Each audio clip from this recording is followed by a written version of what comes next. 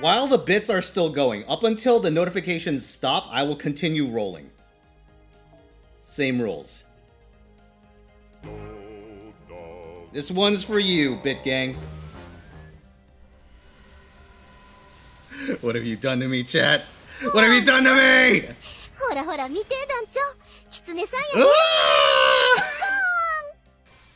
Welcome back, nerds. Fino here with a guide for Huyan Zhuo, the assassin of Mount Liang.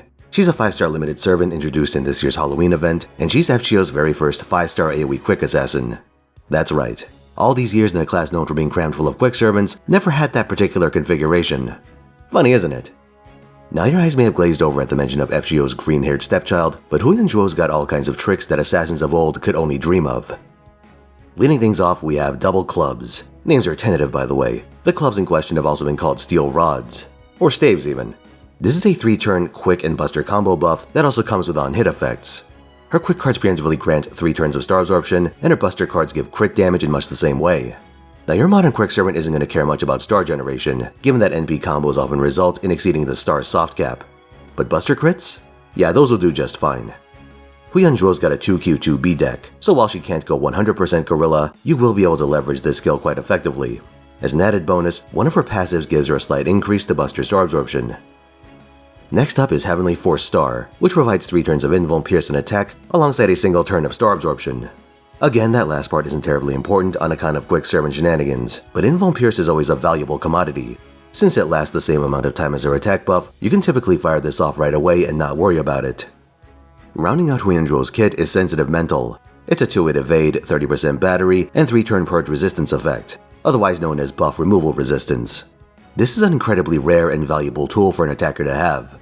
While it is possible to gain the effect with the help from Zhu Fu, Santa Nightingale, or even Benny Enma, running those servants as auxiliaries comes with team building costs. Using Zhu Fu outside of an arts team negates most of her benefits, Benny Enma is far better served as an attacker than a support, and Santa Nightingale provides no charge and effectively locks you into a swap mystic code. So when someone can do it themselves, they're worth keeping an eye on. And of course, a 30% battery lets Huyan loop, with a 50% CE like Traces of Christmases Past and her starting charge append, so Sensitive Mental is an essential skill to be sure.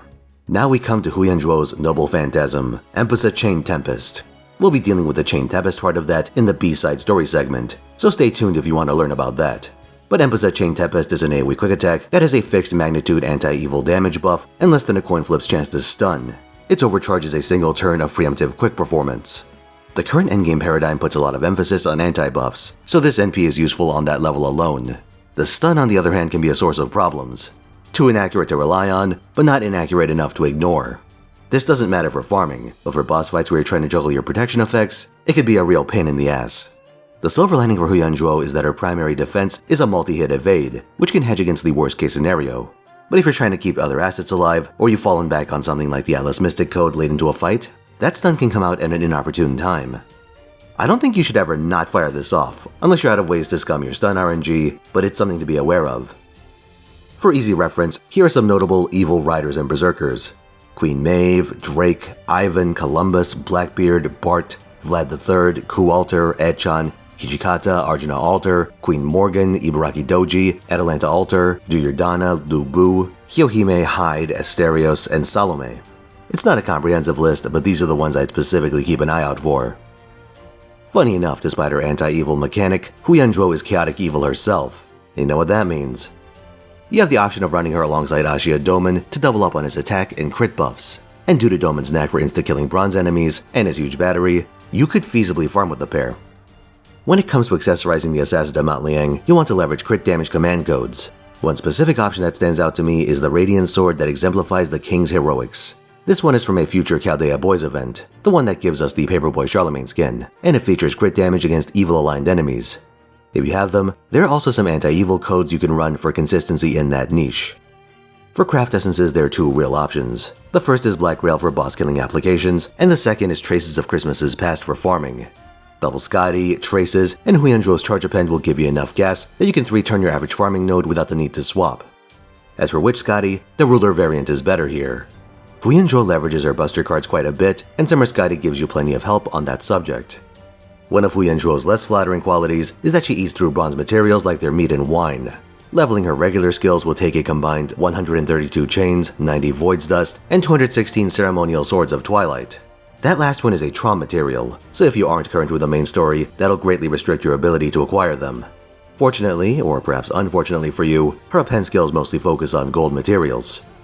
Her stat line isn't all that great either. Without her alignment advantage, she does less damage than someone like the future quick AoE Kashin Koji, who's got an irregular anti-buff that she can activate herself. Within that evil niche, however, Huyan Zhuo will still outperform Kashin Koji, and if you're desperate enough, you could use someone like Ruler Moriarty to turn enemies evil. Huyan Zhuo is a strong, anti-gimmick AoE attacker, and at the very least, the combination of Purge Resistance and Invuln Pierce make her a formidable addition to your roster. I'd file her under the category of handy, but not essential. If you have her though, she opens up another option in a style of fight that tends to greatly restrict your team building. Of course, as a quick servant, she warps your team building in other ways, so you win some, you lose some. At the very least, she's someone you can get good mileage out of in advanced quests, because double Scotty setups retain their effectiveness in those fights. For my part, I'll no doubt be tricked into rolling 5 copies of her. Again. Now we come to the story of Huyan Zhuo. He was originally a man for one, but also a character in the Chinese novel The Water Margin. The premise of the book is that, long ago, 108 demons were sealed away in a temple. But one day, a visiting official sees the locked room they're kept in and arrogantly demands the local monks open it. Because of this, the demons are released into the world. But instead of immediately creating hell on Earth, they're instead reborn as humans, an extraordinary generation. But these souls weren't born in a time that respected their talents. The Song Dynasty's fortunes had already crested, and rot had taken hold. The 108 would, as private citizens, have to contend with spiteful officials and a corrupt legal system where coin counted for far more than the truth. These circumstances drove them into rebellion, and these heroes would coalesce in the swamps surrounding Mount Liang, where government control was weak. The Liangshan bandits were very top-heavy in their organization, featuring a tremendous array of heroic fighters, master archers, spearmen, axemen, and even a Taoist magician. Once these forces reached the critical mass, they began striking out at villages and major settlements, usually to rescue their captured brethren or avenge some insult. The Liangshan bandits, previously a local nuisance, soon drew the attention of bigger fish. One particular official is slain after a long and strangely magical battle. Most of the fights in the water margin are dudes killing each other the old-fashioned way, but this one involved summoning spirits and creating dust storms out of nothing. Very strange. But this guy wasn't just some official. He was a relative of Gao Chu, the Grand Marshal in the capital. Gao Chu is also the reason why a good chunk of the bandits were in rebellion in the first place. He had a knack for framing up people so he could take their shit, or go after their wife in one case. But Gao Chu held a great deal of influence at court. He goes to the emperor and says, "We need to do something about these vile brigands. We need to show strength. Overwhelming strength." With the emperor's approval, he calls for a reputed warrior, one Huyan Zhuo, known for wielding 2 steel clubs. Or staves, or rods. Again, a couple of ways of referring to them. To ensure the rebels are crushed, Gao Chu opens up the imperial armory for Huyan Zhuo, who requisitions a vast amount of weapons and armor. He also granted them access to thousands of warhorses. Huyan Zhuo would make use of that cocktail, but he was also told to win or not bother coming back. That's the kind of thing that drove so many ex-officials into rebellion.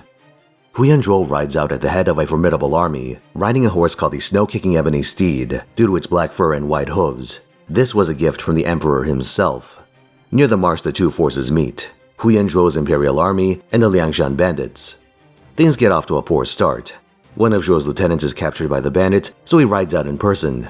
Though he's lured out into an ambush himself, Huyan Zhuo had a decisive weapon of his own. You see, he'd put all that armor from the capital to good use. Not only was his entourage armored from head to toe, so were their horses. Only their hooves and eyes were exposed. With this absolute battering ram of heavy cavalry, he fends off the ambush, nullifying the bandit archers and turning this encirclement into an even fight. However, neither side is in a position to go for a killing stroke, and both retreat for the day. Huyan Zhuo comes back with a surprise cavalry charge, but not only are these horses armored, but they're linked by chains, giving them a fearsome momentum. The bandits are completely unable to stop the charge and are forced to flee into the swamp, the one place where this encumbered opponent can't pursue them. Now there's something that struck me as a bit odd about all this. Chaining horses together sounds like an awful idea. Like what if one falls in battle or trips over an obstacle? That could easily spiral into a disaster. But at the moment, the bandits are ones on the back foot. Though their leadership escaped, they lost half their cannon fodder in a stinging defeat. However, the swamps and fortifications of Mount Liang prevent Huyan from taking them right away. He's forced to call for backup from the capital, and they send artillery, which takes its sweet time getting there, as old-fashioned siege weapons often do. While brainstorming ways to defeat Huyan Zhuo's chain-linked cavalry, one of them pipes up and says he comes from a family of blacksmiths and knows how to craft a barbed lance. He doesn't know how to use it, but one of his relatives has learned and trained in its secret techniques. And so they go on a side quest to recruit him. Meanwhile, poor Huyan Zhuo is just kinda stuck outside the marsh. Once his artillery finally got there, it was unceremoniously defeated. That and the booby-trapped terrain made his bread and butter unfeasible. This bought the bandits several weeks to train with their new toys.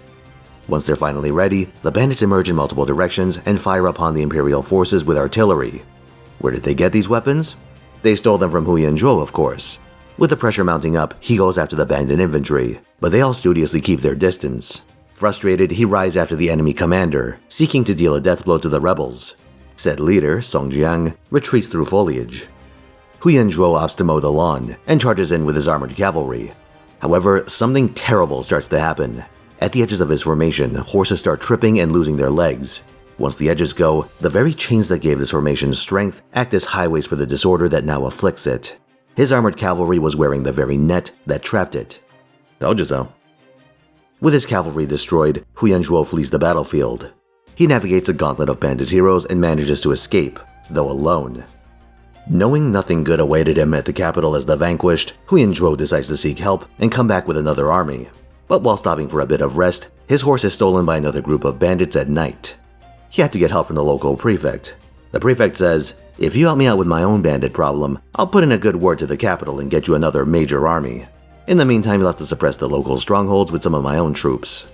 Now, Huyan Zhuo might not be much of a physicist, but he's still a top-tier fighter even on foot, and he proves so dangerous that these mountain bandits actually go to Song Jiang for help.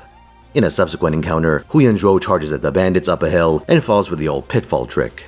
Once captured, he's subject to the cunning of Song Jiang. To cap it off, he tells him that not only have his former officers joined the bandits, but that only ruin awaits him back home. Gao Chu is the kind of guy to mistreat his own subordinates for small transgressions, a major one like losing a whole army.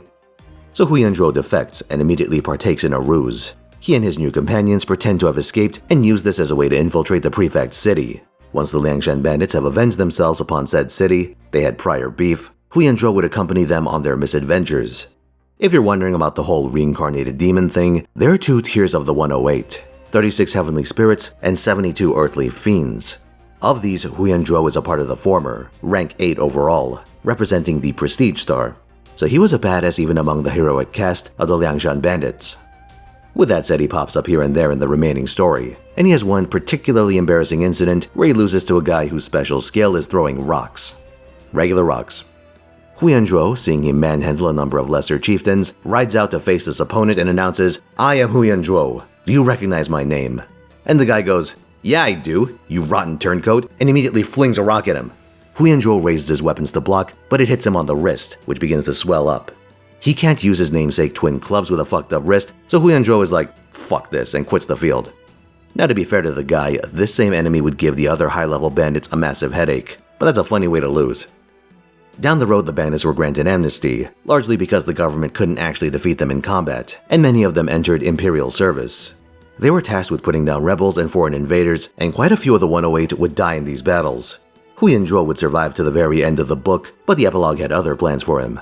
He became an Imperial Guard captain, quite a cushy job, but trouble was brewing in the north.